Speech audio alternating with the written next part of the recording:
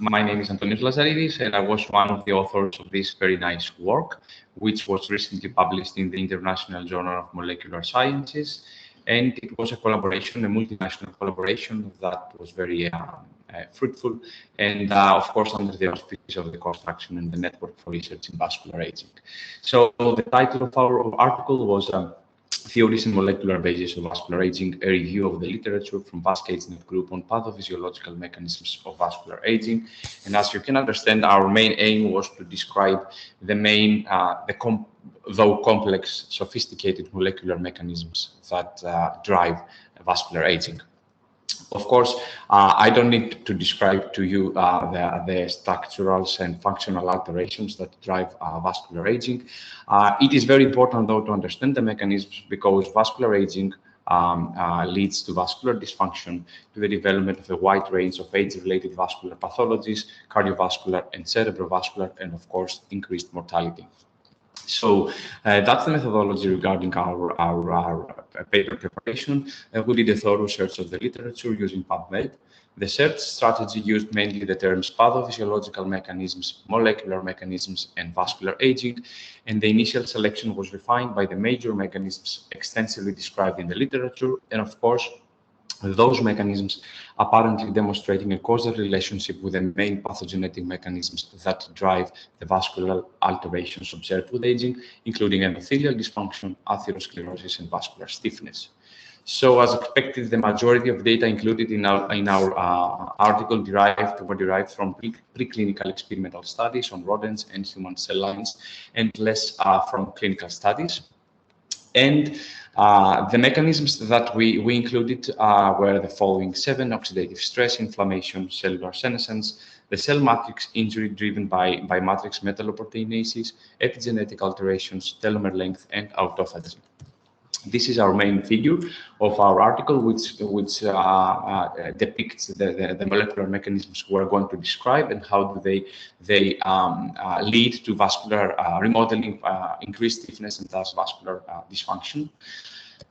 And first of all, oxidative stress, which is an imbalance between production and detoxification of the reactive oxygen and nitrogen species. We do have exogenous and endogenous sources of RONs, and of course, NADPH, MPOs, LPOs, and angiotensin II, a very important and significant inducer of oxidative stress. We have included data showing increased renin-angiotensin system activity in the elderly, and we do know that increased reactive oxygen and nitrogen species concentration leads to cellular damage, tissue injury, inflammation, and therefore ample experimental data included have shown an association between oxidative stress and the pathogenesis of endothelial dysfunction, atherosclerosis, vascular disease. And this is a very nice table prepared by Professor Gopchevich, including all the reactive oxygen species that produce oxidative stress.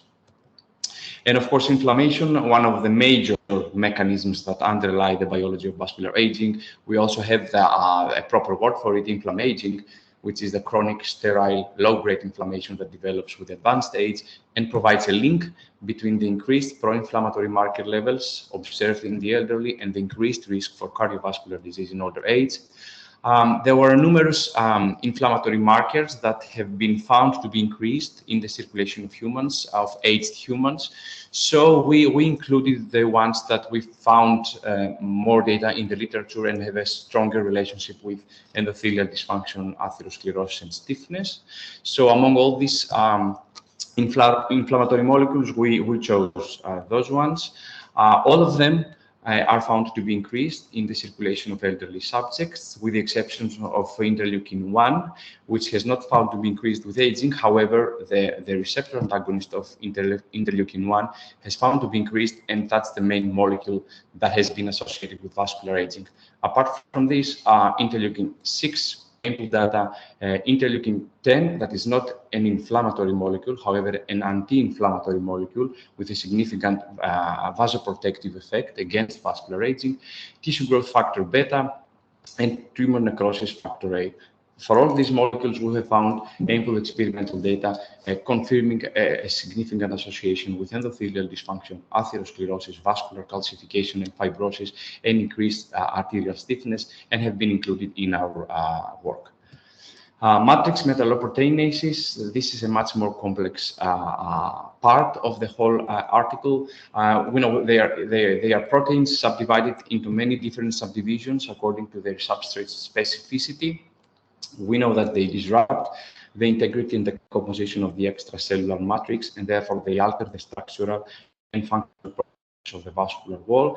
And in general, what we have found, and we know from the literature, is that with vascular aging, there is increased activity of MMPs, which is associated to endothelial dysfunction, elastin fragmentation, calcification, fibrosis, atherogenesis, all important elements of the vascular aging process.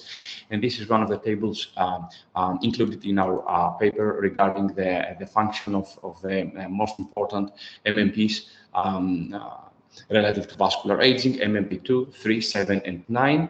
In general, overexpression, overactivity of them has a detrimental effect to the properties of the vascular wall. However, also in some cases, the deficiency of MMPs can also be detrimental. And we should also not forget the tissue inhibitors of MMPs, the TIMPs 1, 2, 3, and 4, which reversibly inhibit the activity of MMPs, and they have a rather protective effect against the excessive degradation of the extracellular matrix. Again, this table was included in our article regarding the major TIMPs and their effect on the vascular wall and the vascular aging process. Again, overexpression or deficiency. It is a very complicated matter because on the one hand we have increased activity of one MMP in a certain vascular region, which may be paralleled by a decrease of other MMPs in other regions, and also we should acknowledge that certain differences in the proteolytic activities of MMPs towards different substrates may lead to a differential MMP activity during the course of a disease. So in general, the whole story with the MMPs and the TIMPs is very complicated. But what seems to be the truth is that there is a very delicate balance between the activity of MMPs and TIMPs regarding overexpression or deficiency. And finally, what seems to prevail in vascular aging is an increased overexpression and increased activity of MMPs. Then we have epigenetic regulation, which includes 3 different groups: the DNA methylation, the histone modification, and the non-coding RNAs. First, DNA methylation. A rather complicated, again, process that modifies the genome function through the addition of methyl groups to cytosine. And it is regulated by 2 different kinds of enzymes, the DNA methyltransferases and demethyltransferases. In general, DNA methylation and hypermethylation inhibit gene expression, whereas DNA demethylation or hypomethylation preserves the gene expression, but it can be at a cost, since it can initiate the transcription at an incorrect gene region. Again, a complex task, DNA methylation. We have included relevant data regarding differentially methylated levels, hypermethylation or hypomethylation of certain genes, which are implicated mostly in the propagation of atherosclerosis and vascular wall alterations. And histone modification, the second part of this group, well, it's the regulation of chromatin structure and function and gene expression, transcription, and repair. It can be done by several enzymes which are implicated. The major importance is on the acetylases and most of all sirtuins. These are the major representatives of this area, and of course sirtuin 1, where we have the most data in the literature, and less for sirtuin 6 and much less for sirtuin 3 and sirtuin 2. So the major part of this chapter was dedicated to sirtuin 1, which is systematically expressed at vascular level by several cells. The expression of sirtuin 1 in human arteries shows an inverse correlation with age, and we have included numerous preclinical and clinical data showing a strong protective effect, a vascular protective effect of sirtuin 1 against vascular aging due to significant antioxidative, anti-inflammatory, and anti-atherosclerotic properties. And this is again our table that was included in the article depicting the beneficial mechanisms through which sirtuin-1 upregulation protects against the vascular aging. And then there are the non-coding RNAs, small molecules that lack the protein coding potential and are divided according to their content into short or long RNAs. The major representative again here is microRNAs, small molecules of 21 to 25 nucleotides, which belong to the short non-coding RNAs and regulate gene expression. Again, like DNA methylation, this is a complex task, and we have differential impact of various microRNAs on the vascular aging processes like oxidative stress, inflammation, and senescence.